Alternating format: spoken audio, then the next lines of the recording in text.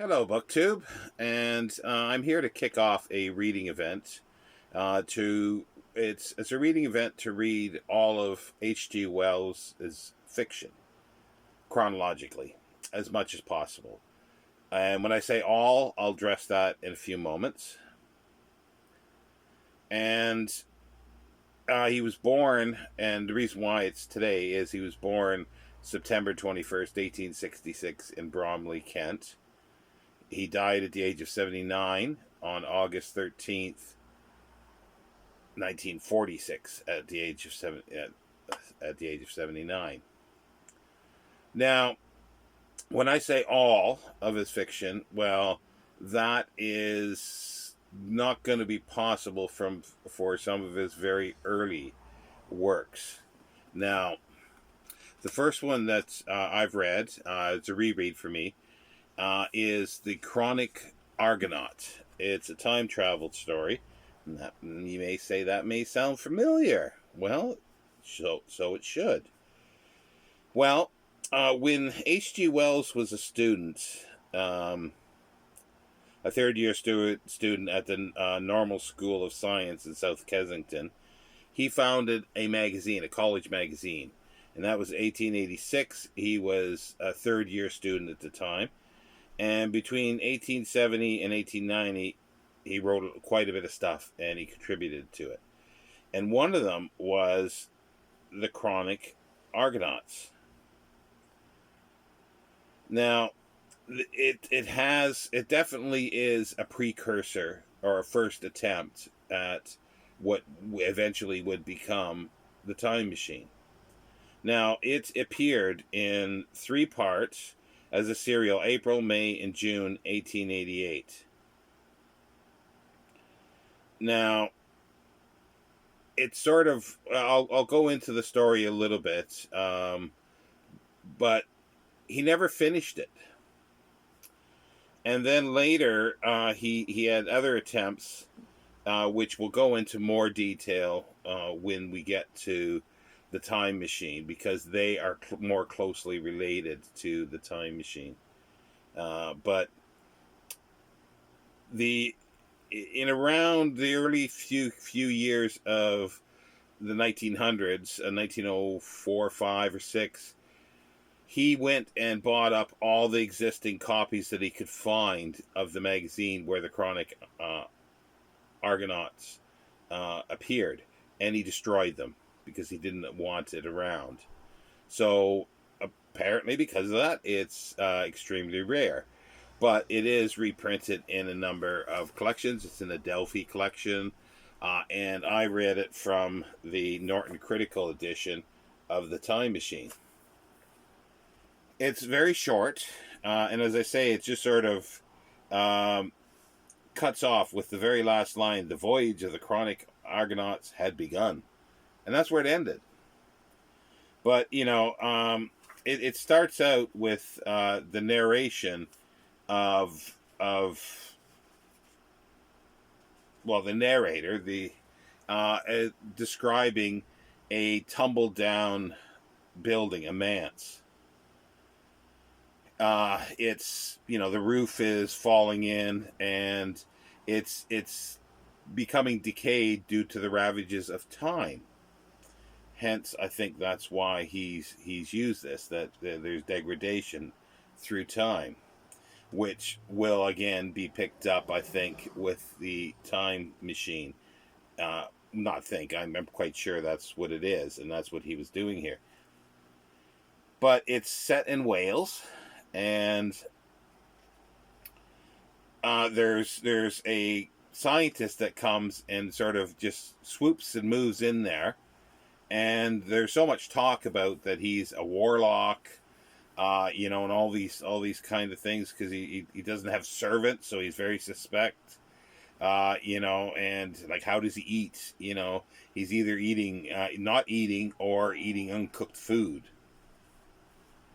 because he doesn't have servants, of course. But his name is kind of funny. His name is Dr. Bogafell. Bogafell. Bog Ipfel. or something like that. I don't know how it's supposed to be pronounced. It's like, it's like somebody's probably talking, oh, that's an interesting story, uh, Herbert.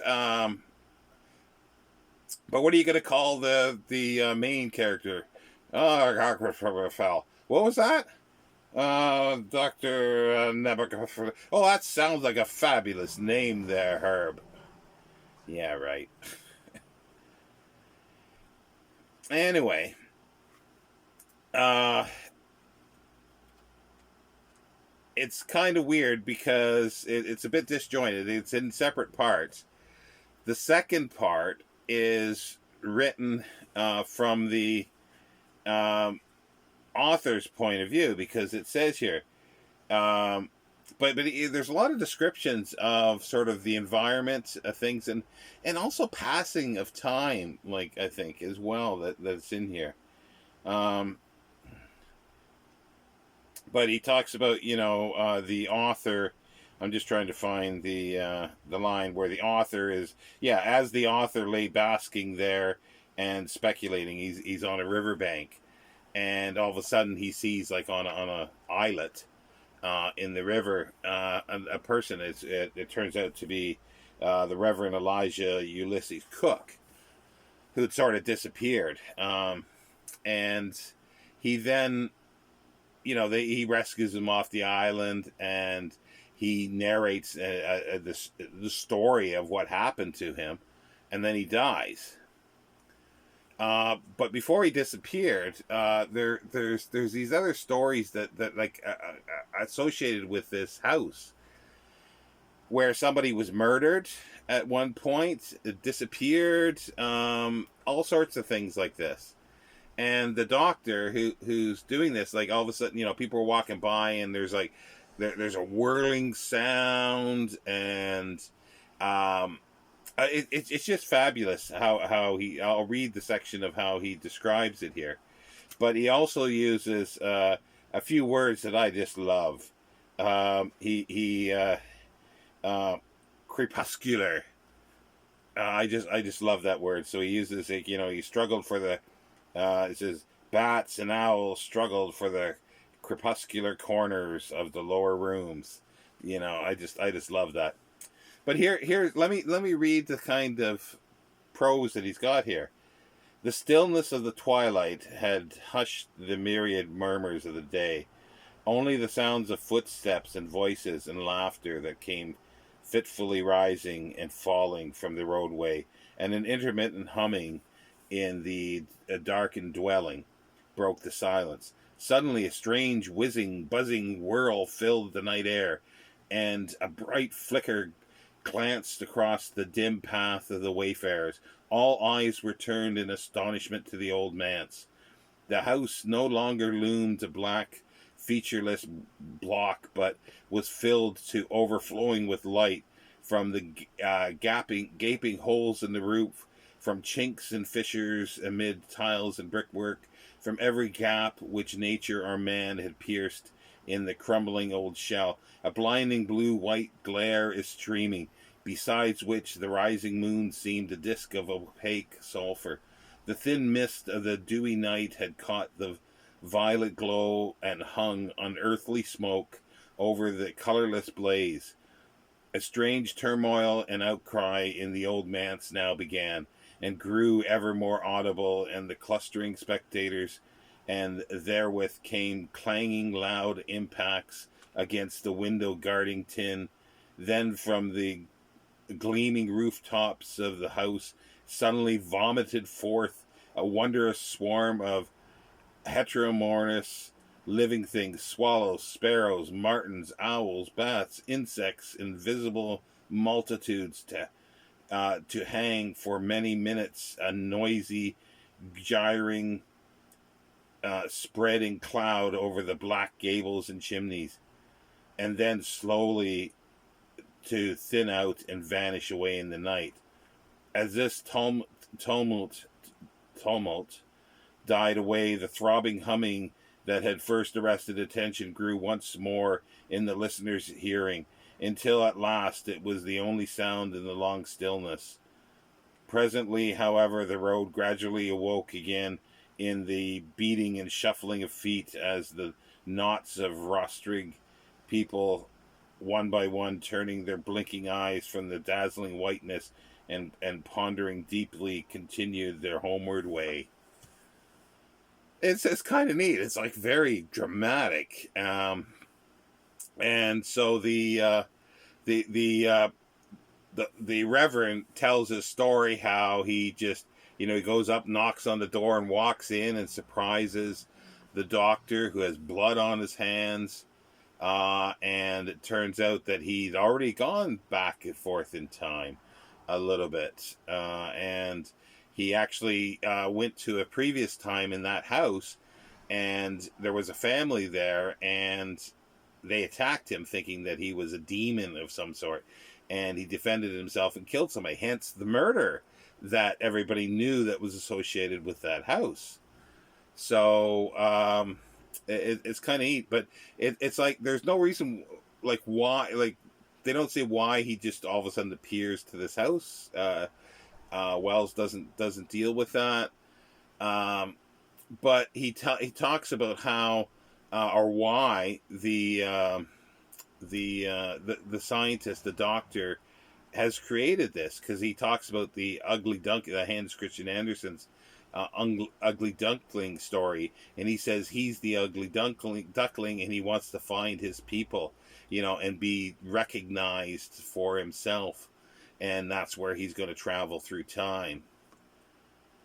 So he takes the doctor with him, and he talks about being way up in the future, but he doesn't give any details. He gives dates, and he talks about a few minor incidents. Well, they're not minor, but it's just like he talks about, as I say, dates of the years 17,901 and 2, or the year of our Lord 4003. Dr. Moses Nebelgafir, the abduction of a ward in the year 4003. It's like, none of this is explained, because he dies after he tells all this. But like, he just, obviously he'd come back, and they sort of, the doctor just sort of, abandons him on the island, then disappears again. And like it says here, the end is the Chronic Argonauts had begun. Like it says, but it's got the very last bit here, though. It says, how did it end? How came it that Cook wept with joy to return once more to the 19th century of ours? Why did not Nebelgafir remain with him? All that and more also has been written, and will never be read, according to fate may have decreed to the curious reader. Now, that is that's where it abruptly ends. It's like he doesn't give anything more. But then, there were rewrites of it that are getting closer to the Time Machine. And in the first rewrite, the Nebelgafir or whatever, and Reverend Cook is still there, and there's more incidences that are placed on it. Then there's the third version, and then the final version of the Time Machine. So, but we won't go into those. But yeah, I've been trying to get a listing of stuff, and like the first thing, I first looked at Wikipedia, which is, it gives sort of the stories are alphabetical, and then a year with it. So, but it doesn't tell, like, I'm being a bit pedantic, I know, but like the stories that were written within, like, in that year in the chronological order. So I went to the H.G. Wells Society and got this comprehensive bibliography, 5th edition, and it talks about the short stories, and I've got this is the short stories I got, but that's 1927. So obviously he lived to 1946. So there's more stuff there. Excuse me. I don't want to push another book off the edge here. But I think it was one of the heads of the society, John Hammond, edited the complete short stories in 1988. And they're listed here, but again, they're listed alphabetically. But they do give the location and the month of that publication where it was, or the exact date that it was released. So I was able to go through. So I picked everything that was 1894, and then see if there's anything before. Because as I say, he wrote for this magazine entitled The Science Schools Journal. And that's what he wrote a lot of stuff. And then I kept looking around, and I found a bibliography that was written. So again, it's still way out of date because it was written. This was published in 1926 by Jeffrey H. Wells. No relation, just coincidence, I suppose. And he met and knew Wells, and I think wrote the first biography, a sketch of his life, in 1930 under the name of West, a pseudonym.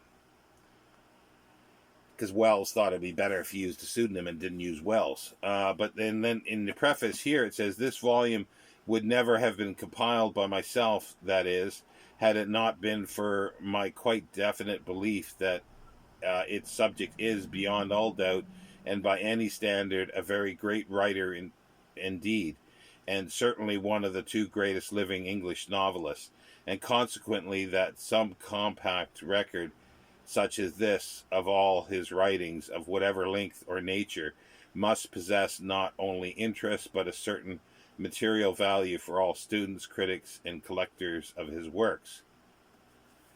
So that's the impetus for Wells, Jeffrey Wells, to do this, and it's quite big. Like it's a dictionary as well. It's about 250 pages, and it's got a lot of details, bibliographical details of the publication, which is not in the H.G. Wells Society. All that is a checklist, and that's it.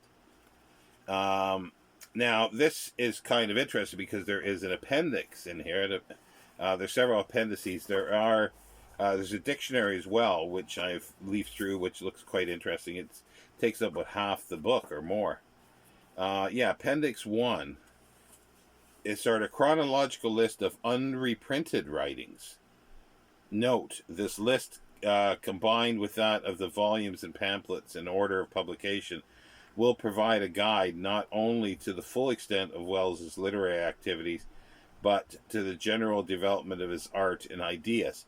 Now, you see, they've got 1897, and there's 4 stories that are written here. 1888, the Chronic Argonauts, and then I think maybe one that's might be available, and then 1889, a whole bunch again, 1890, but they're not all fiction. There some of these, and it doesn't quite say, well, I can figure out some, like one is called Cricket, so it's probably an essay on cricket. And then there's the Subtle Examinee, the Rediscovery of the Unique, That Problem in Zoological Retrogradations. That's probably the zoological one is pretty clear, probably going to be a science article. And some of those are in here. Some science articles are in the Norton Critical. This is very, very good, actually, if you're interested in a time machine. But yeah, so I just received this because I did a search, and it came up, and I thought, oh, yeah, that's going to be really expensive. No, I found a copy for less than £3.50, and with shipping included. Yes, I didn't expect it to be in as good a shape as this. There is fading on the spine, as you can see, but I am more than happy with it. It just came today, so I haven't had a chance to fully look into it. I also I also will be looking into um, biographical material as well as we go along. Not that deeply, but to a certain extent. Whenever I think I can add stuff, and like there's little snippets in here. It's like, just to jump ahead a little bit. Here's a little snippet. It says it may be mentioned that the American first edition, and that's of the Time Machine, Holt and Company, New York, 1895, gave the author's name as H.S. Wells, initials HSW, throughout the book. So those are little tidbits I really love in bibliographies. And so this was a well spent for £3 something. And it's like, I'm not gonna begrudge that.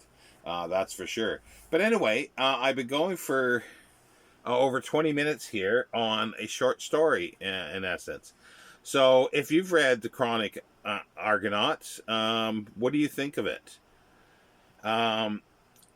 As I said, it's a bit disjointed, but I do like the language that he uses to describe things, especially when everybody's watching the lights and the whirligig sounds from the manse. But as I say, it jumps around, like he's got it in a different sections, so it's uneven. But it is an early attempt at fiction. So, I suppose that's to be expected. And there wouldn't have been that much, I don't think. This was his magazine that he created. He might have even been the editor. I haven't got that far yet. But even if he wasn't the editor, he would have been, at that time known. And they probably didn't even, there was no professional editor to look at this and say, hey, Herbie, you need to fix this, until he gets too big, and then they don't touch him again. Anyway, thank you, BookTube, and I'll see you next time.